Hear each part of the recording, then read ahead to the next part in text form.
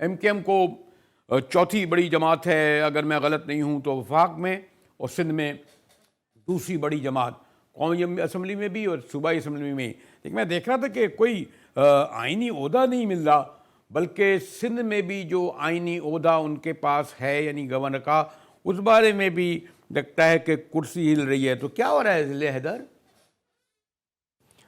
शुक्रिया मुजाहिद साहब।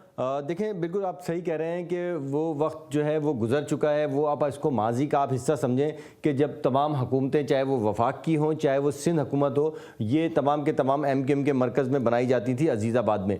अब वो वक्त गुजर चुका है, क्योंकि एमकेएम के कई धड़े हो चुके थे, लेकिन दोबारा से ये यकजा हुए हैं और इनको सीटें भी अभी मिली हैं। लेकिन उसके बावजूद अभी आपको पता है कि हाल ही में एक वीडियो लीक हुई थी, ऑडियो भी थी उसमें, जिसमें कहा गया था कि ख़ुद मुस्तफ़ा कमाल ने भी अपना एक ऑडियो बयान जारी किया था, जिसमें वीडियो बयान, और जिसमें उन्होंने कहा था कि हम जब वहाँ गए वफाक में तो नून लीग ने हमें लिफ्ट नहीं कराई और हमें अंदर भी नहीं आने दिया। हम ज़बरदस्ती दरवाज़ा खोल के जब अंदर गए हैं। अच्छा। और उन्होंने क्लियर कहा कि भाई अब आपकी ज़रूरत हमें नहीं है।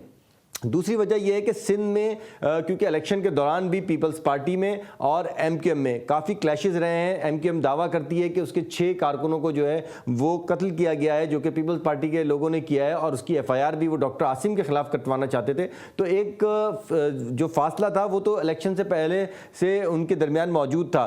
तो मुझे नहीं लगता, और असरात भी यही बता रहे हैं कि गवर्नर, जैसे पहले बातें की जा रही थी कि शायद यही गवर्नर जो है ये कंटिन्यू करेंगे, लेकिन अब ऐसा लगता नहीं है। दूसरी बात, वफाक की वजारतों की आपने की, तो वफाक में जो वजारतें थी, इब्तदाई तौर पे 4 वजारतें देने का वादा किया गया था इलेक्शन से कबल, लेकिन इलेक्शन के बाद सिनेरियो चेंज हुआ।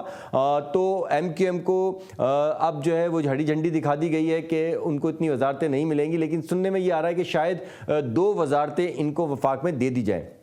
आज एक इशाइया दिया जा रहा है वहाँ पे वज़ीर आज़म पाकिस्तान की जानिब से, शहबाज शरीफ की जानिब से, जिसमें आसिफ अली जरदारी, बिलावल भुट्टो और एमकेएम की क़यादत में से फ़ारूक सत्तार हैं, खालिद मकबूल सिद्दीकी और मुस्तफ़ा कमाल साहब, ये वहाँ पे मौजूद हैं। इससे कबल एक इजलास होगा, एक मीटिंग होगी जिसमें पीपल्स पार्टी, नून लीग और एमकेएम बैठेगी, और उसमें डिसाइड किया जाएगा कि गवर्नर सिंध जो है क्या वो पीपल्स पार्टी का होगा या एमकेएम की जमात से लिया जाएगा। इसी तरह वफाक में कितनी वजारतें और कौन कौन सी वजारतें जो हैं वो एमकेएम को दी जाएगी। लेकिन फिलहाल अभी जो पोजीशन है एमकेएम की वो ज़्यादा बेहतर नज़र नहीं आ रही।